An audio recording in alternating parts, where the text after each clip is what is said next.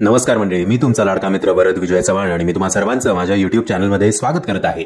मंडळी, आज 3 मराठी सिनेमे रिलीज झाले आहेत. त्यातला एक मी उल्लेख करू इच्छित नाही त्यांच्या निर्मात्यांच्या रडीच्या डावामुळे. दुसरा मराठी सिनेमा जो रिलीज झाला तो म्हणजे माधुरी दीक्षित यांचा पंचक. त्याचा सुद्धा आपण एक रिव्ह्यू व्हिडिओ बनवला आहे. तो जर व्हिडिओ तुम्ही बघितला नसेल तर त्याची लिंक मी तुम्हाला खाली डिस्क्रिप्शन बॉक्समध्ये देतोय. आणि तिसरा आणि सगळ्यात महत्त्वाचा सिनेमा जो आजच्या दिवशी रिलीज झाला तो म्हणजे सत्यशोधक. अर्थात सावित्रीबाई फुले आणि महात्मा फुले यांच्यावर आधारित हा सिनेमा आहे. यांचा एक बायोपिक आहे.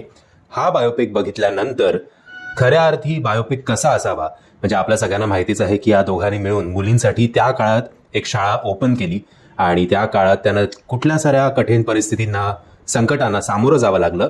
पण हा सिनेमा फक्त या शाळेच्या अवतीभोवती फिरत नाही, तर अनेक अशा बऱ्याच गोष्टी आहेत ज्या आपल्याला या सिनेमाच्या माध्यमातून कळतात. आणि हा सिनेमा बघितल्यानंतर आपल्याला कळतं की आजच्या काळात कसे राजकारण्यांमुळे आपल्यामध्ये सुद्धा जात पात धर्म या सगळ्या गोष्टी पेरल्या गेल्या आहेत. आणि कळत किंवा न कळतपणे आपण कधीतरी हा नक्की कुठल्या जातीचा आहे बुवा हा प्रश्न आपल्या मनात नक्कीच येतो.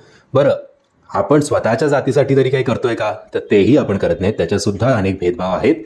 असो, बट या सिनेमाच्या माध्यमातून आपल्याला कळतं की या दाम्पत्याचे म्हणजेच महात्मा फुले आणि सावित्रीबाई फुले यांचे जे काही विचार होते ते त्या काळानुसार किती पुढारलेले होते, किती थोर होते. आणि 2023ला सुद्धा आपण कुठे आहोत, आपले सगळे विचार मिळून त्यांचा वांथड सुद्धा आपण काही करू शकत नाहीये. ही खरी आपल्यासाठी लाजिरवाणी गोष्ट आहे. सो आत्ताच्या सिच्युएशनला आरसा दाखवणारा हा सिनेमा आहे असं म्हणायला काही हरकत नाही. 2.5 तासांचा हा सिनेमा आहे आणि 2.5 तासांमध्ये या दोघांच्या कार्याला न्याय मिळेल असा एक सिनेमा बनवणं हे खरंच खूप एक मोठी गोष्ट होती, खूप डिफिकल्ट गोष्ट होती. आणि या सिनेमाचे डिरेक्टर निलेशजी यांनी ते बऱ्यापैकी पेललेलं आहे.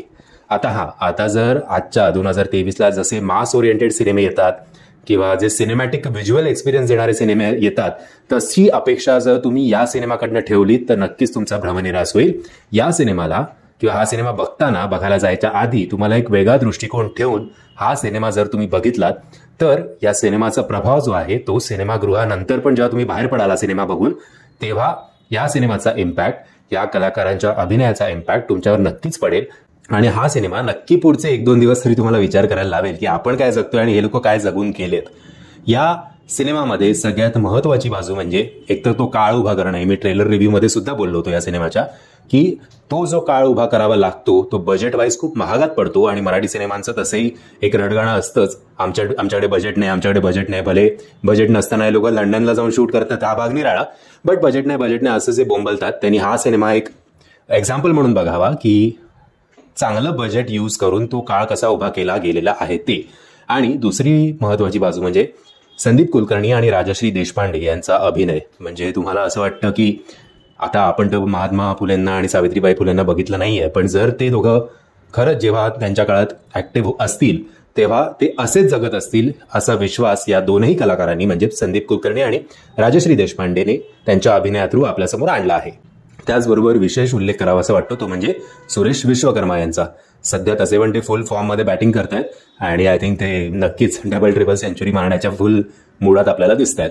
ओव्हरऑल जर तुम्ही एक वेगळा सिनेमा बघण्याच्या तयारीत असाल, मानसिक स्थितीत असाल, जर तुम्हाला स्वतःच्या बुद्धिमत्तेला काही प्रश्न विचारायचे वाटत असतील तर तुम्ही हा सिनेमा नक्की बघा आणि नक्की तरच तुम्ही हा सिनेमा एन्जॉय कराल. आणि या सिनेमाच्या माध्यमातून जे या मेकर्सना आपल्यापर्यंत पोहोचवायचं आहे ते तुमच्यापर्यंत नक्की पोहोचेल. या सिनेमाला मी देतोय 4 स्टार. म्हणजे जर तुम्ही माझ्या मतांशी सहमत असाल किंवा असहमत असाल तर मला कमेंटच्या माध्यमातून कळवा. आणि जर तुम्हाला हा व्हिडिओ आवडला असेल तर प्लीज या व्हिडिओला लाईक, शेअर आणि चॅनलला सबस्क्राईब करायला विसरू नका. जय हिंद, जय महाराष्ट्र.